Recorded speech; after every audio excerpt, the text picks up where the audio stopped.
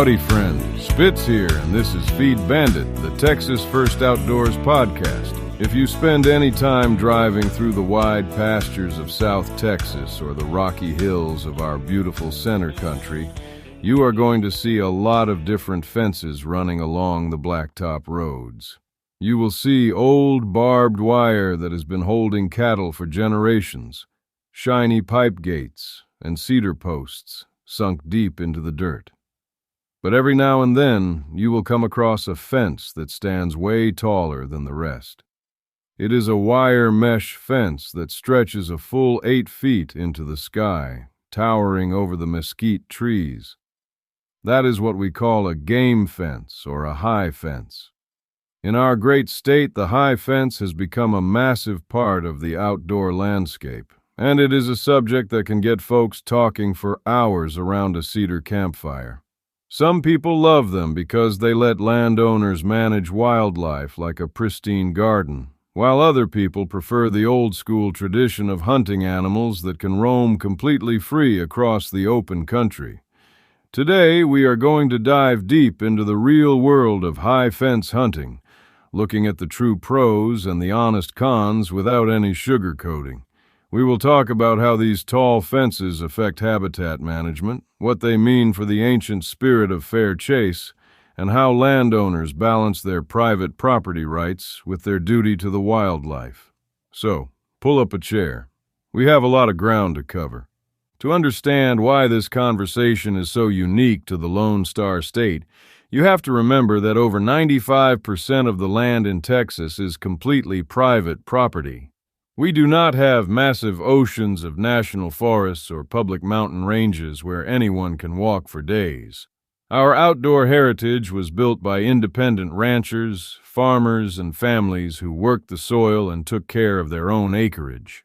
When a landowner decides to put up an 8-foot game fence around his property, he is completely changing how the wildlife inside that fence interacts with the rest of the world. A standard 4-foot cattle fence allows a white-tailed deer to leap over it with ease, meaning the deer can travel miles every day to find food, look for mates, and escape danger. But an 8-foot fence acts like a solid wall that stops the deer from ever leaving that specific piece of dirt. This boundary creates two completely different mindsets in the outdoor community. One side looks at the high fence as the ultimate tool for elite conservation and land management, while the other side sees it as a barrier that pulls away from the wild, unpredictable nature of traditional woodcraft. Both sides have deep, honest arguments rooted in their love for the land, and exploring those points is how we become wiser stewards of our outdoor kingdom. Let's do a technical deep dive into the major pros and the primary benefits of utilizing a high fence for wildlife stewardship. The first big point to look at is total habitat and population control. When a rancher installs a game fence, he can control exactly how many mouths are eating the grass and brush on his property.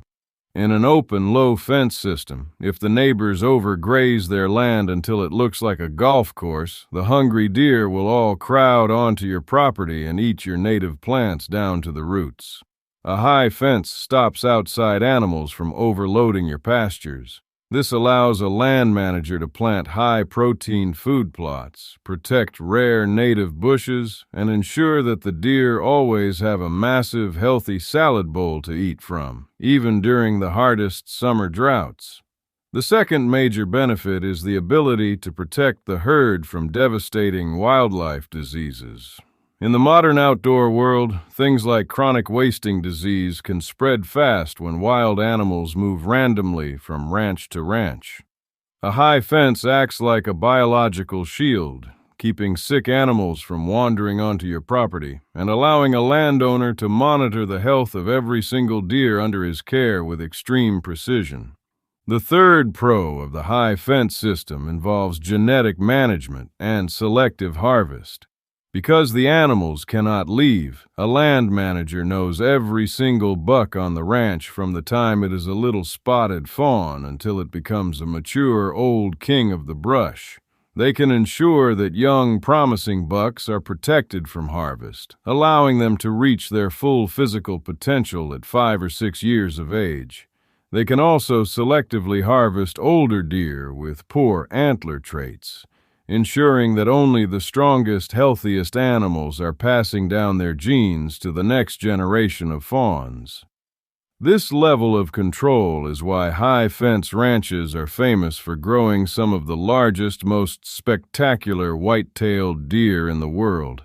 The fourth benefit is that high fences allow Texas landowners to raise unique exotic species from all over the globe, like axis deer, blackbuck antelope, and majestic elk.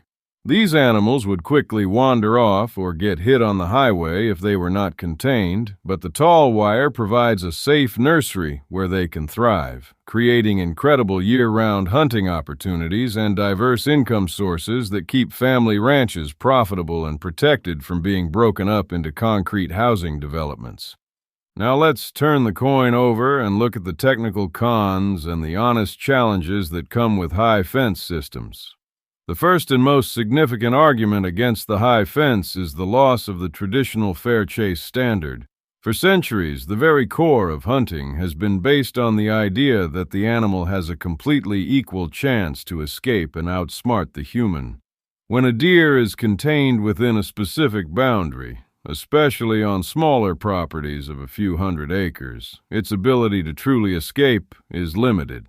Traditional wood scouts argue that if an animal cannot naturally migrate, flee the county, or follow its ancient wild patterns across the horizon, the hunt loses its raw, untamed spirit. It changes the game from tracking a phantom of the woods into harvesting an animal from a large, managed paddock. The second con involves the loss of natural woodcraft and trailing skills. In a low-fence, free-ranging environment, a hunter has no control over where a buck goes. You have to spend hours scouting public river bottoms or open rangelands, reading tracks in the mud, finding hidden bedding spots, and understanding the natural movements of a bird or deer that could be 3 miles away by sunset.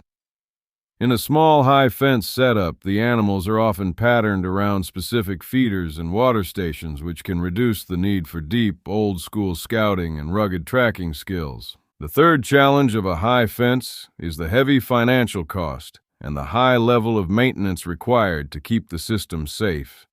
Installing miles of 8-foot wire requires a massive amount of money that puts the system out of reach for the everyday working hunter.